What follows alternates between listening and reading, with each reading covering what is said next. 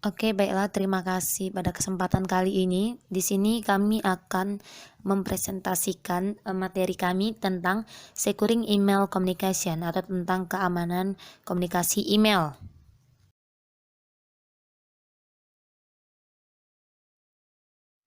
Sebelum itu perkenalkan dulu anggota kelompok kami.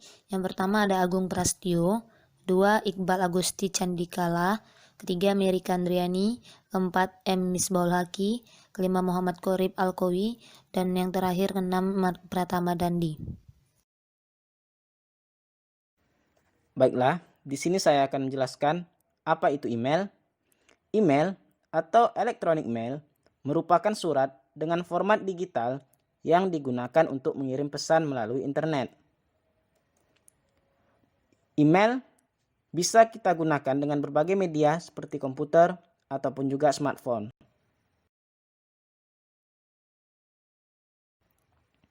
Sebelum mendiskusikan permasalahan email, ada baiknya kita kenali dulu sistem email.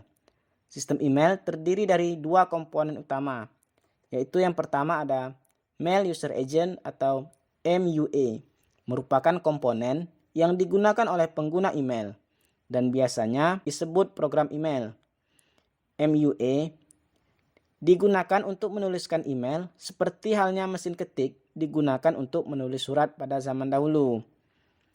Contoh MUA adalah Eudora, Netscape, Outlook, Pegasus, Thunderbird, Pine, Mood, Elm, Mail, dan masih banyak yang lainnya.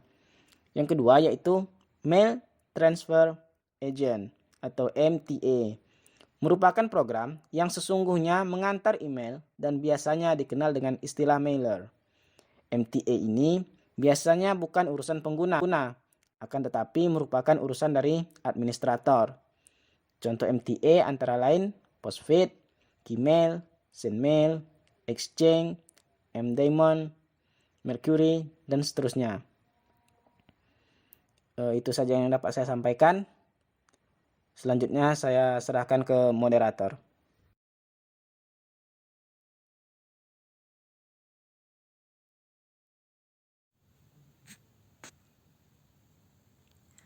Baiklah, selanjutnya di sini ada komponen-komponen dalam sebuah email. Nah, di dalam sebuah email terdapat beberapa komponen yang membentuk sebuah email. Nah, di antaranya yang pertama di sini ada to yang menyatakan kalau alamat email penerima pesan yang dituju. Nah, yang kedua di sini ada from menyatakan nama dan alamat pengirim pesan email tersebut. Nah, yang ketiga di sini ada CC ataupun carbon copy. Nah, menyatakan tembusan pesan email yang akan dikirim kepada pihak lain. Nah, yang keempat di sini ada BCC atau blind carbon copy. Nah, sama seperti CC, hanya saja alamat email yang dituju tidak tertara pada header pesan. Nah, selanjutnya di sini ada subject. Nah, subject di sini menyatakan subjek ataupun judul email yang akan kita kirim. Nah, selanjutnya di sini ada date ataupun menyatakan waktu dan tanggal pesan email dikirimkan. Nah, selanjutnya di sini ada sender menyatakan alamat email pengirim pesan. Nah, selanjutnya di sini ada reply to atau menyatakan surat jawaban langsung kepada si pengirim pesan email. Nah, yang terakhir di sini ada attachment atau sisipan file seperti file Word, Excel, suara, gambar, dan lain-lainnya yang akan kita kirim ke pihak lain. Nah, mungkin itu aja komponen-komponen yang ada di dalam email.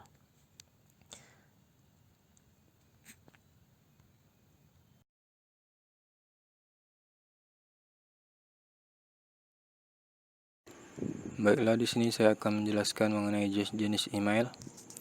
Yang pertama itu ada POP mail atau Post Office Protocol Mail.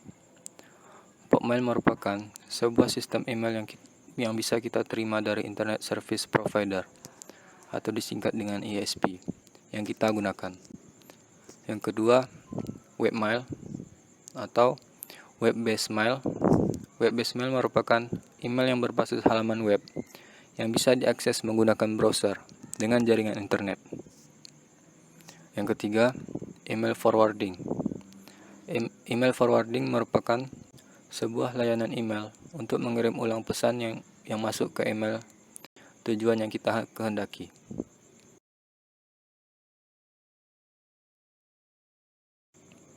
Selanjutnya itu ada manfaat email. Manfaat email terbagi menjadi dua, yaitu sebagai identitas diri secara personal. Sebagai contoh, nama Merika Andriani, tempat tanggal lahir tidak disebutkan, email merika19@gmail.com. Yang kedua, sebagai media promosi. Di sini kita mengambil sebagai contoh dari Alona, terdapat kontak masuk dari Alona dan sambutan dari Alona tersebut. Baiklah, saya akan melanjutkan penjelasan tentang pengamanan komunikasi email. Pembahasan meliputi yang pertama yaitu aspek keamanan yang perlu diperhatikan. Yang kedua yaitu protokol keamanan email. Dan yang ketiga yaitu langkah-langkah meningkatkan keamanan email.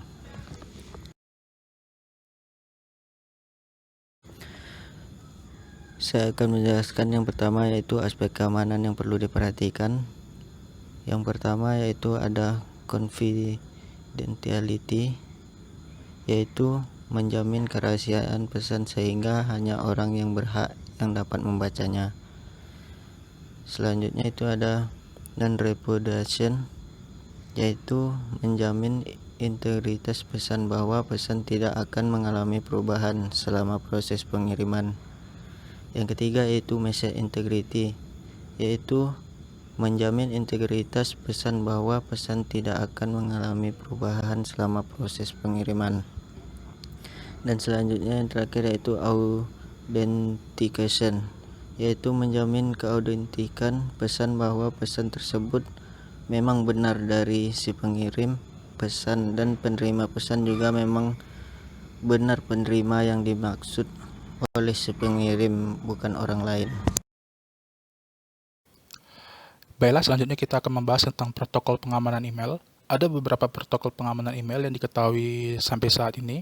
Yang pertama yaitu adalah PGP atau Pretty Good Privacy, merupakan program komputer yang sering dipakai dalam proses kriptografi dan autentikasi pengiriman data komputer, di mana sistem kerjanya adalah program ini menyandikan data dalam pengiriman surat elektronik atau email. Yang kedua yaitu adalah PEM atau Privacy Enhanced Email, adalah standar internet yang menyediakan untuk pertukaran informasi yang aman dari surat elektronik, di mana PEM ini diusulkan oleh Internet Engineering Task Force atau IETF untuk menjadi compliant dengan standar kriptografi kunci publik atau PKCS. Sistem kerja sendiri adalah melakukan enkripsi dan autentikasi pada pesan email yang dibuat. Autentikasi pengirim memungkinkan pengguna untuk memverifikasi bahwa pesan PEM merupakan telah menerima benar-benar dari orang yang mengaku telah mengirim itu. Selanjutnya yaitu adalah Secure Multipurpose Internet Extension atau S/MIM, adalah sebuah protokol yang menambahkan tanda tangan digital dan enkripsi pada pesan-pesan internet MIM atau Multipurpose Internet Mail Extension. Format MIM mengizinkan email untuk berisi teks, grafik, audio, dan lebih dalam cara standar melalui sistem mail MIM compliant. Yang selanjutnya yaitu adalah MOS atau MIM Object Security, yaitu menyediakan layanan keamanan email yang lebih fleksibel dengan mendukung model kepercayaan yang berbeda. Diperkenalkan pada tahun 1995, MOS menyediakan autentikasi, integritas, kerahasiaan, dan non-repudiasi untuk email. MOS menggunakan MD2/MD5, public RSA, dan DES. Yang terakhir yaitu adalah enkripsi GNU Privacy Guard, yaitu merupakan perangkat lunak open source yang mengimplementasikan standar OpenPGP dan merupakan alternatif dari perangkat lunak PGP atau Pretty Good Privacy. Dengan GNU PG, pengguna bisa mengenkripsi dan menandatangani data dan komunikasi. GNU PG atau GNU Privacy Guard biasanya sudah tercakup di kebanyakan distro Linux seperti Debian, Mandrake, Red Hat, dan SUSE. Oke, baiklah. Selanjutnya itu langkah-langkah meningkatkan keamanan email. Yang pertama, mengaktifkan verifikasi 2 langkah, di mana verifikasi ini adalah bentuk pengamanan email di mana provider email mengirimkan kode ke HP pengguna saat melakukan proses login. Yang kedua, update browser dengan versi terbaru.